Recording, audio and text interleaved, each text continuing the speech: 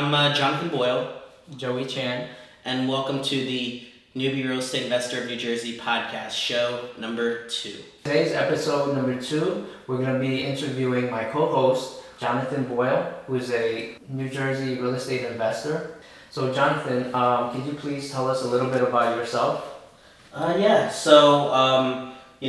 served 5 years active duty in the Marine Corps. I got out in 2013, got accepted to Columbia, graduated with a degree in psychology.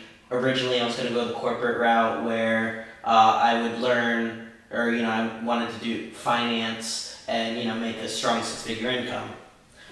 Turns out I hated it. I hated the people, I hated the amount of time I had to work, and just the whole atmosphere of it.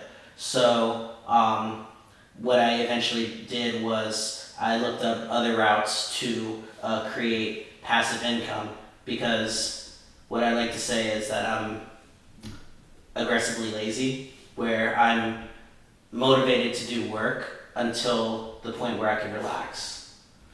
Okay, so is that how you sort of got started into real estate? Yes. So originally what I did before real estate, I was in multi-level marketing. Okay. So I saw that as an alternative because you could generate income by kind of duplicating yourself. Right. So for a little while I was making some decent income from it, but I got very tired of it after about a year and a half in. Now, multi-level marketing, depending on the company, is very strong because it helps you with leadership skills. But after that failed, I looked into other alternatives and I saw real estate as a path. So I decided to become a real estate investor. Can you tell us a little bit about how you actually got started? What triggered what was your first deal? Put it that way. Okay, so the way I got really started in real estate then was I saw that there was a lot of podcasts out there for real estate. I saw Bigger Pockets. I read all the forums. I listened to all the podcasts, and one of the biggest things I got from it was there's 3 things you need to know in real estate. Right. Or need to have. You need to have at least one of the 3. If you have 2 of the 3, you're great. If you have all of them, you're amazing. Mm-hmm. And that's time, money, and knowledge. Okay. Back then, I was basically a broke college student, so I had no money. Mm-hmm. As far as time, I had plenty of that. Right. And as far as knowledge, I didn't know anything. So what I did do, though, with the time was that I decided I should get my real estate license. Okay. Yeah, go ahead. No, so you basically leveraged your time to create that knowledge. Exactly. Okay. So with that knowledge, what I did, I got my license. I worked under a broker at Remax, and he taught me a lot. Mm-hmm. But then I also found an investor. I reached out to maybe 24 investors on Bigger Pockets. Okay. Like, hey, I'm a realtor. I'm really aggressive. I want to help you find deals. Right. So finally, one of them, took me under his wing, Okay. and come to find out, he was a wholesaler. Which wholesaler is someone who will get a property under contract and sell the contract to someone else. But he also did his own flips as well. So come to find out, he was a wholesaler. He taught me how to write an offer for him. He taught me how to get it under contract. He showed me what he did to get it financed. So there was a lot of different things I learned from him, and I respect him to this day. Sure. Yeah. So tell us what areas do you invest in right now? I just thinking, I didn't really answer your first question that clearly. Yeah. So for the most part, my favorite places to invest are Essex and Union counties. Okay. Now, my first deal was actually in Belleville, my hometown. Again, going back to what we spoke about in a previous podcast, Right. Mm-hmm. I did a lot of networking, and with all that networking, I met someone on Bigger Pockets who introduced me to someone else,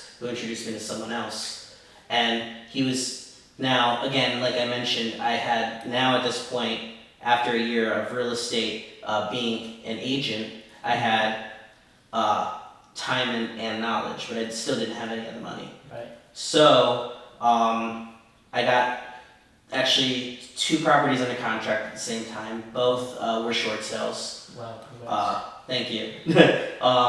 So, like, it's funny, as someone with no money, oh yeah, and I put only $1,000 down for each of those properties. So, as someone with no money, I'm just like, crap, what do I do now? Yeah, what's the next step, right? So, finally, after like a month or so under contract, the bank actually approved both those properties at 2 separate times, but they were both approved. Wow. So I was just like, okay, what do I do now? I reached out to the lenders that the wholesaler told me about. Mm-hmm. They would only approve me if I had someone else to partner with on that deal. Okay. Just because I had no experience, no money, nothing. Right. Now, unfortunately, no one believed me at the time that I knew my numbers and that this was going to work out. Sure. You know, I had a property under contract in Belleville for $155. It needed about $55 in work, and it would sell for $300 all day. So, you know, it was a pretty good deal. Yes. Now, from there though, I again reached out to everyone I knew at the time. Everyone said no, and I guess not to get religious or anything, but I like to say, do so much work that God's forced to bless you. Mm-hmm. One day, this one investor that I continuously helped as an agent, and still didn't give me a listing, still didn't give me any commission for anything that I was helping him show because he didn't actually buy it. Right. He calls me one day out of the blue. He's like, oh, hey, can you show me this? And I do it, you know, just because I'm a nice guy. Yeah. And then he asks me, so what do you have going on, you know, as an investor? Mm-hmm. I tell him, oh, well, I have this property. He's, you know, like on the phone, he's like, oh, do you have funding for it already? I'm just looking around like, is this real? Is this actually happening? Right. I'm like, no, I don't. I'm actually looking for an investor to fund this. He's like, oh, how much? So I thought I thought right then and there I would say the number and he'd say no. I was like, oh, it's a 155 purchase, 155 renovation. He was like, oh, do you need 100% of the financing? I'm just like, who is this guy? Like, I mean, I knew him, but I didn't expect him to have those type of funds. Sure. And he said, and I said, yeah, I need that. I need 100% financing and, you know, a year loan. He's like, oh, I think I can get it arranged. So I didn't say it outspoken to him, but in my mind, I'm just like, really, someone's listening. Mm-hmm. So yeah, your prayers were answered. Yeah. Basically. So 2 weeks later, we basically closed. I started the renovations, made a lot of mistakes. To be honest, it was $20K over budget, and you know, instead of making like $50K after the flip, I made about $30. Okay. But that was actually my first flip in New Jersey. Yeah. And now, you know, like I was saying, I like to invest in Essex County, Union County, have a property in Lake Opakong, so that's Morris, I believe. It's Sussex County. Oh, Sussex, there you go. Besides being a member of the show, why should somebody listen to you? Just because I would like to say that I'm someone that is very determined. All these no's and all these barriers that I've had, even just when I got started, I figured something out. Like it's not going with someone else I know. It's not a no until you get a restraining order. So I don't comprehend the word no. It's more, how can I? So any deal that I look at, I try to figure out how can I work this to make sense for all parties. That sounds great. What is some of the best advice you've ever been given? Who? Well, you don't have to say who, but what's the advice itself? The best advice Yeah. that I've been given is to never get comfortable. Okay. Because the second you get comfortable is when your company starts going under or whatnot. So I try to get myself into uncomfortable positions, such as this, like even just doing this podcast. Right. Yeah. Like I want to keep growing and I want to help others to do the same. Gotcha. Yeah. No, you're doing fantastic. From what I can see, So, taking a step back a little bit, what are some books you could recommend to the audience? What are your favorite books that you like? To be frank, I haven't really read a big book in a while, but let me look through my phone for a second.